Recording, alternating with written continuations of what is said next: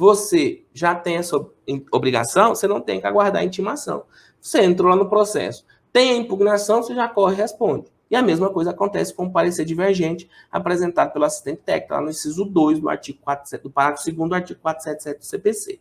Artigo 477 do CPC, parágrafo 2º, inciso 2. O perito vai ter que responder o parecer divergente apresentado pelo assistente técnico, tá? Então, você já sabe que você tem essa obrigação. Não precisa se aguardar a intimação. Edson, eu quero aguardar a intimação. Tá ótimo, mas saiba que você já tem essa obrigação da própria lei. O artigo 477 já traz essa obrigação, tá? Na hora que você for fazer a resposta da impugnação, entenda que essa resposta vai ser igual à contestação que é feita pelo réu, pelo réu, né? O réu recebeu diversas acusações e o que ele faz na contestação? Ele fala se aquelas acusações têm sentido ou se não têm sentido. Ele faz a contestação de cada uma das impugnações, cada um dos tópicos. Então, você vai abordar cada um dos pontos, cada ponto que está sendo divergido pela determinada parte naquele processo. Lembre que o perito, ele tem a obrigação de esclarecer os pontos que a parte tenha dúvida, mas ele não vai entrar num bate-boca com o assistente técnico, com o advogado. Nada de entrar no bate-boca. Aí o assistente técnico vai lá te dar uma entrada, uma crítica mais contundente, aí você fala o seguinte, tá de sacanagem? Eu vou te pegar então agora. Nada disso, nada disso. Você tem que entender que você é o perito judicial, você está ali nomeado ad hoc, como representante da própria justiça e, consequentemente, na hora que você receber uma determinada crítica, não importa se ela é macia ou se ela é mais contundente, você vai agir de modo cortês, né, com o colega. Então, você esclarece aquele ponto. A parte apresentou que aconteceu isso e aquilo e ele estava mentindo. Não se preocupe, o perito esclarece sem entrar num bate-boca com o assistente técnico, sem troca de acusações, sem isso e aquilo. Mas eu pedi tal coisa e você não mandou tal documentação, agora você quer reclamar? Pode ficar tranquilo que isso é coisa que o juiz vai aí ponderar, tá? Se você está certo, você ratifica e justifica. Se você está errado, você retifica e justifica. Lembrando sempre de ser direto e objetivo nas suas respostas. Sempre assim, tá? Dilson, agora, entreguei o laudo, acabou? Ainda não, ainda tem mais coisa para fazer. Porque a parte, ela ainda pode apresentar quesitos ou dúvidas, né? Ela pode apresentar mais dúvidas, mesmo depois de você ter feito a resposta à impugnação. Edilson, mas eu já fiz ela impugnou o laudo, aí eu fui lá e tive que responder cada um dos pontos que ela falou. Ela ainda pode ter mais dúvidas? Sim, ela ainda pode ter mais dúvidas. Se ela tiver mais dúvidas, vale a regra do artigo 477, parágrafo 3º do 477. O que fala o parágrafo 3º do 477? Se ainda houver necessidade de esclarecimentos, a parte requererá ao juiz que mande intimar o perito ou o assistente técnico a comparecer na audiência de instrução e julgamento, formulando desde logo as perguntas sob forma de quesitos. Tá vendo que ainda podem aparecer quesitos depois da resposta à impugnação? Podem aparecer quesitos depois da resposta à impugnação. E, se isso acontecer, o perito ou o assistente técnico será intimado por meio eletrônico com pelo menos 10 dias de antecedência da audiência. Isso está lá no parágrafo 4º do artigo 477 do Código de Processo Penal. Então, se isso acontecer, você vai receber com pelo menos 10 dias de antecedência, lembrando que a regra de 10 dias úteis é válida, tá? Com pelo menos 10 dias de antecedência, você vai receber a intimação para participar da audiência de instrução e julgamento. Recebida a intimação, você vai lá olhar se a parte apresentou novos quesitos.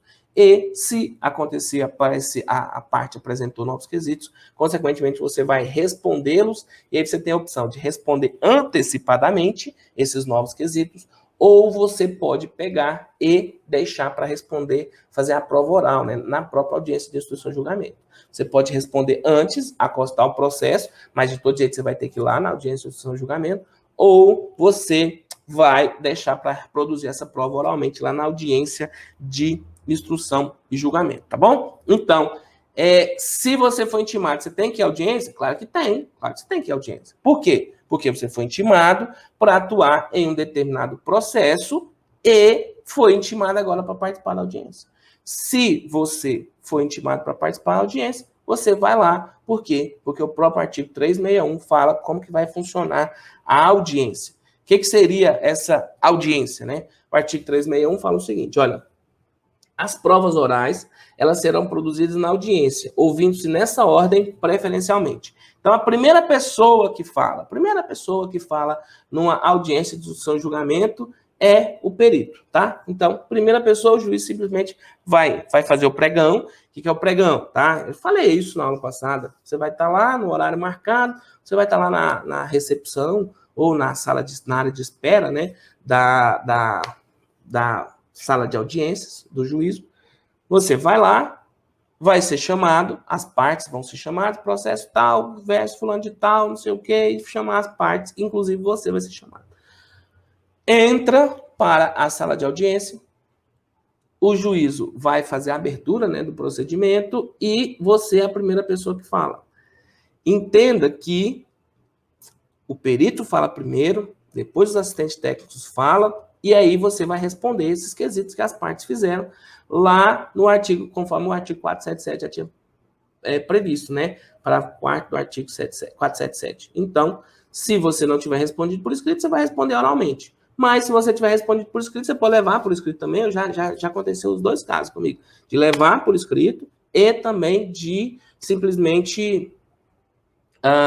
eu falar o seguinte, olha, eu quero produzir lá na hora, eu vou deixar lá na hora, o juiz vai fazer as perguntas, eu já sei quais são as perguntas, eu vou responder lá na hora, ou você pode acostar por escrito no processo anteriormente e levar na hora, você vai ler, tá? Então, o artigo 361, que fala sobre a ordem da audiência, ela fala o seguinte, ó, as provas serão produzidas nessa ordem, sempre o perito, os assistentes técnicos, o autor, depois o réu, que eles vão prestar os depoimentos pessoais, as testemunhas do autor, depois as testemunhas do réu, e lembrando, né, sempre que em todo momento, é importante isso aqui, porque não é diferente daqueles filmes que você assiste, aqueles filmes de tribunal de júri norte-americano, em que lá o advogado fica apertando a testemunha ali, pergunta um negócio, pergunta outra, e aí volta, não é igual o júri norte-americano não, tá? O juiz vai fazer as perguntas para você.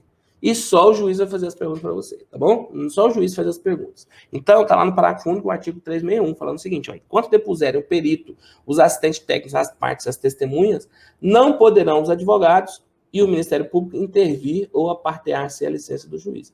Então, as perguntas vão ser feitas para o juiz e aí o juiz faz a pergunta para você, mas as perguntas já foram feitas anteriormente, né?